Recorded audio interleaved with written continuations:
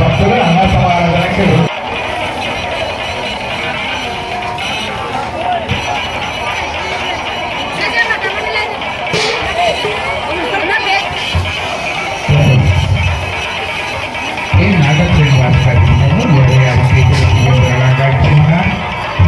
అమ్మవారి చల్లగా కాపాడుగాక.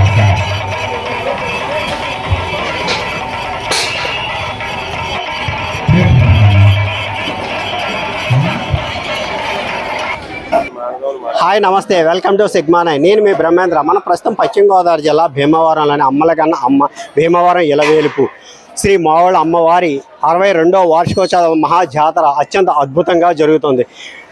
ఇప్పుడు అఖండ అన్న సమారాధనకి సమాయత్తమైంది. ఈ అఖండ అన్న సమారాధనకి సుమారు 1,00,000 మంది దాకా కూడా భక్తులు విచ్చేస్తారని ఒక అంచనా. ఇది ఏ రకంగా జరుగుతుందో మనకి ఇక్కడ నీరెల్లి కూరగాయ పండ్ల వర్తక సంఘం వారు ఉన్నారు, వారిని అడిగి తెలుసుకుందాం.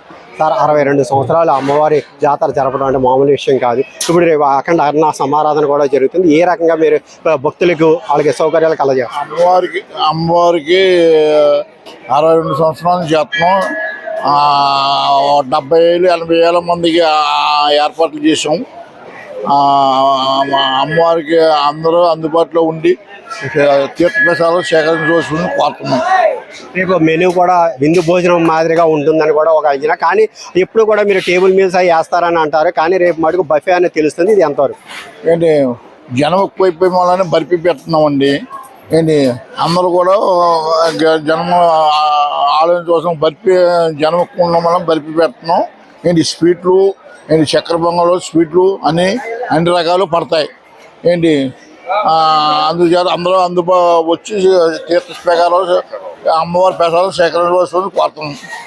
ఈ సౌకర్యాలు భక్తులకు వచ్చిన వాళ్ళకి ఎటువంటి ఆటంకాలు లేకుండా ఏ రకంగా తీసుకున్నారు అంటే అన్ని గ్రూప్లు కూడా, అంటే గవర్నమెంట్కి సంబంధించినవి కూడా, అటు రెవెన్యూ కానీ ఇటు మొత్తం అందరూ పోలీస్ డిపార్ట్మెంట్ శానిటైజర్ అన్నీ ఉండాలి. ఏ విధంగా పోలీసు వారు అయితే 150 మంది మాకు సపోర్ట్ చేస్తున్నారండి. మా సంఘ సభ్యులు అయితే 400 మంది మా వాళ్ళు మొత్తం గ్రౌండ్లో ఉన్నారు. ఇప్పుడు ఈసారి కూడా కొత్తగా కూడా మన పొట్టి శ్రీరాములు గారు సెంటర్లో లైన్ కూడా పెంచాం. కీ లైన్ పెంచుకున్నామండి. భక్తులు దృష్టిలో పెట్టుకునండి. ఈసారి కూడా 2 లైన్లు పెట్టామండి. అవుట్ ఇన్ను కూడా ఈ సంవత్సరం కూడా పెరుగుతారని మాకు అంచనా ఉందండి. అలాగే మన డిపార్ట్మెంట్ అందరూ కూడా సహకారంతో మేమందరం ముందుకెళ్తాం మా సంఘ సభ్యులతో అండి.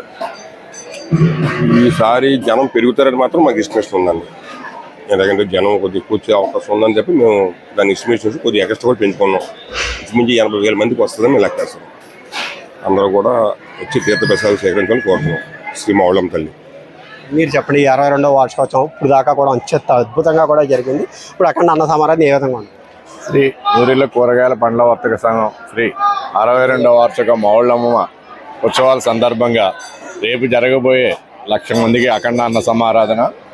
ఈ అన్న సమారాధనకు జనం పెరుగుదల బాగా ఎక్కువ ఉందని ప్రౌడ్ తోటి పొట్టి శ్రీరాముల విగ్రహం కానీ లలితా జ్యువెలరీ కాడి నుంచి లైన్ పెట్టడం జరిగింది. ఇటు పాత లైన్ కూడా 2 తాలూకా ఆఫీస్ కాడి నుంచి 2 లైన్లు కూడా భోజనానికి రావడానికి ఏర్పాటు చేసాం. ప్రతి ఒక్కరికి కూడా అన్నదానం శుభ్రంగా చేయాలని చెప్పి కోరుకుంటున్నాం. ప్రతి భక్తులందరూ కూడా మమ్మల్ని సహకరించి ప్రసాదాలు తీసుకెళ్ళాల్సిందిగా కోరుతున్నాం. భోజనం అంటేనే అమ్మవారి ప్రసాదాన్ని మామూలుగా బఫే టైంలో కాదు, ఇప్పుడు కూడా టేబుల్ మీల్స్లో ఒక విందు భోజనాలుగా ఏర్పాటు చేయాలి. కానీ ఇప్పుడు డిపార్ట్మెంట్ లేదా ఇంకో రకంగా కూడా ఇది కాదని ఇప్పుడు బఫే అంటున్నారు. ఇది కొంత అసౌకర్యం అనుకుంటున్నాను.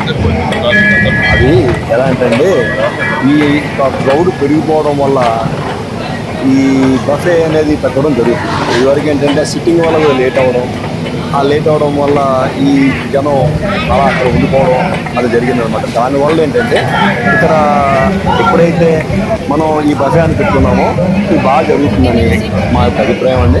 తర్వాత ఏంటంటే మరి రకాలు కూడా చాలా ఎక్కువ రకాలను మనం పెట్టుకోవడం జరిగింది. అది ఏంటంటే చక్కెర పొంగలి, అలాగే బూరి, అలాగే పులిహార, ఇంకా మీకు బంగాళదుంపని లేకపోతే వంకాయ అని ఇవన్నీ కూడా మేము చేసుకుంటున్నాం. మరి భక్తులందరూ కూడా మాకు బాగా సహకరించి